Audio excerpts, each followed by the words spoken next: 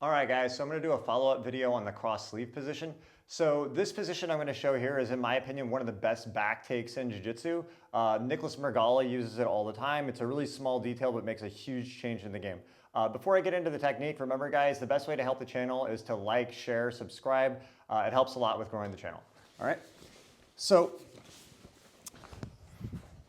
last time we worked on setting the position up, we started from like collar sleeve or from double sleeve, basically like a lasso position, right? So from here, it's really easy to transition because I can let go, switch to the cross sleeve, unlasso, and now I can go to De La Riva with the cross sleeve. So that's starting from the lasso. But in this case, we're going to be setting the position up starting from a leg grip.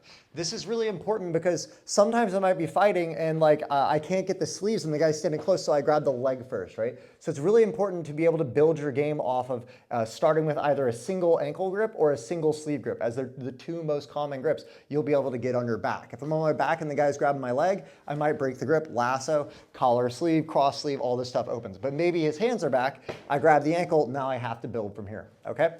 So when I have the ankle, the three main ways to control is either an ankle pant kind of control, a leg hug control, or an underhook De La Riva control.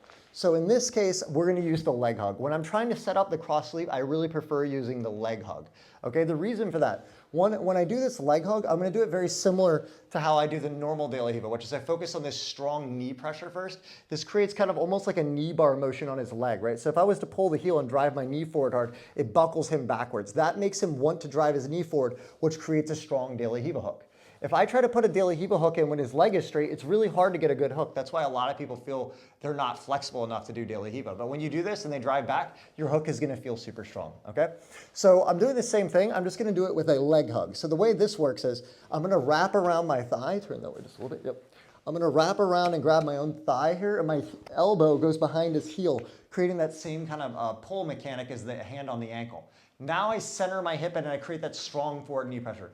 This is so strong that I can even butterfly hook his leg sometimes and knock him down with it, right? Go back up. What this does, let's get this way just in here, yeah. What this does is when I'm here like this will often make him, he'll dislike this so much he'll want to push on this, right? My right leg, sorry, turn on this real quick. My right leg here, I keep kind of angled inward like this. I don't want to be like this because it's easier to trap, it's easier to leg drag. So I kind of change the angle of my knee outward. If he tries to grab this, I'm always looking for this sleeve. I'll break the grip. I could go to sit-up guard. I could switch to far side collar sleeve. This is what Mergali does a lot, right? But in this case, I'm here and he's going to be focusing on this. So I'm going to go for the cross sleeve. We'll switch back to the other side. Right. So we're here, right? So now I'm like this. So he doesn't like this, so he starts to mess with this. When he pushes here, because the only thing he can actually get access to is the knee because this leg is so low, again, I'm centering my hip in really hard here and having that strong knee pressure. When he pushes here, it's really easy to rip this off. Once I rip this off, now it's easy to switch back to the ankle. And when I play the cross sleeve to attack, I like to be on the ankle. So to set it up, I like the leg hug, but as soon as I get it, I switch back to the ankle. Okay, so once I have this ankle, I want my right leg to I like to try to keep it in their bicep if I can. If I'm really lazy down here with it, sometimes guys can get a good grip on the ankle and then it's harder to do stuff, right? So I'm always trying to keep it in the bicep or maybe knee shielded, but I'm always trying to keep it kind of elevated with the right leg. Okay, so here. So now the back take, right? So to get a good back take to go for it, I have to get this De La Riva hook deep. Now, to do that, I have to lift my hip in some way. Usually people will lift off this far hip by using their right foot and go deep here. Some people might use their right shin off the thigh to try to lift. Some people might use the floor. That's a bit risky because you drop your leg. The thing I really like to focus on, this makes all the difference in the world, is my right shin going over top of his knee line, okay? This is where I get my lift. This makes this back take go up 10 times as effective, okay? When I go here and I lift this way, I get way deeper. It's just like when you do a Berimbolo or if you're doing worm guard, you want to get over that knee line. Once I'm over that knee line with my right leg, it's like a hook already. Here, if I grab the hip, usually I don't even need to put both butterfly hooks in. If I just go here and push, he's going to fall right into the hooks already, right? Now, there's a lot of different finish variations that can happen. Right? There's a lot of different finish variations that can happen, but once I get over that knee line, it's guaranteed I'm going to get a very powerful attack, okay? So if I'm here like this, I have this, my foot's in the bicep, right? If I see this elbow knee space open, I just pop my shin over the knee line. Notice I get this over first and then I lift with it. What I don't want to do is lift here and then try to go over the knee line. It's not the same mechanic. It doesn't off balance him the same way. I want to catch here, right? So I go here, boom, really deep, okay?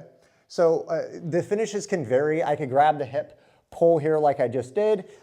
Sometimes he'll like post his like left hand kind of forward and that can feel kind of awkward to pull him back. Doesn't matter. I just grab the hip here. I can pull, start to come up and I'm already on the hook here, right? If I'm here and I were to do the same technique, this is honestly very similar to a bolo. If he starts to fall back that way, right, like this, as long as I'm over the knee line here, I'm already coming up on the bolo, right? So just hopping over that knee line is going to make it so effective, okay? So now, some other stuff that can happen here is he's got his elbow kind of tight, right? So if his elbow is kind of tight, now it's hard to get my knee in to get over that knee line. So a lot of times what I do is I just use the same knee pressure like this and I try to buckle his knee. Usually that'll make him pull his elbow tight. If he doesn't stay tight, then I'll just go back to the first one. So now I get this hook in, I'm gonna use my heel and his bicep and this hook lifting to try to off balance him forward.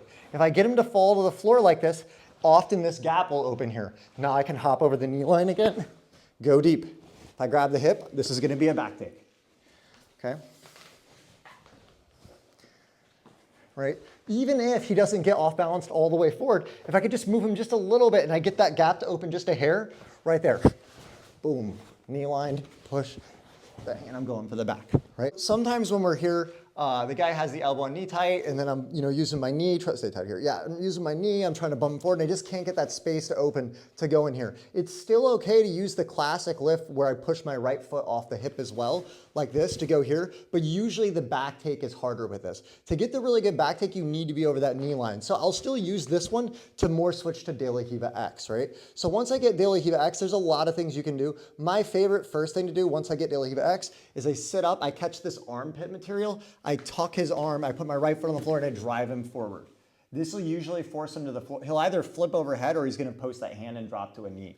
Once he does that, like scoot over here, like same position, just right here, right? Once I bump him forward here like this, there's a lot of possible options. I get the De La Riva X here. Once I get the feet in, I actually like to pull my feet in. It's kind of counterintuitive. You would think the strongest position would be like have your legs straight, but actually when you hook the leg, if you pull it to you, it's harder for them to step out, right? So I'm here like this, I get here, and I pull the legs in.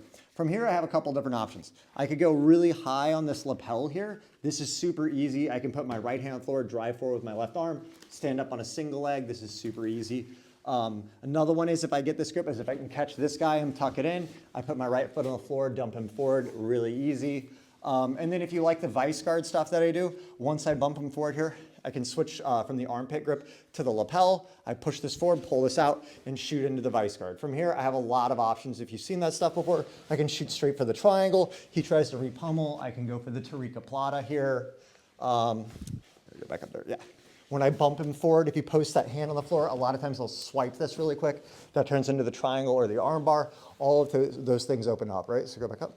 So another thing with this, right, it's like, okay, so I can't get inside that knee line, keep the elbow knee tight, right? I can always threaten with this. When I go for De La Riva X, often him having to mess with this, he might push that off and step back. A lot of times they'll forget about that, right? If I ever get that elbow knee to open, I can just pop over, right? It's very similar to like how you might chase a triangle or an omoplata, right? Like if I can get that opening, it's like, boom, I just shoot it, right? So right here, it's there, I rip it open, right there.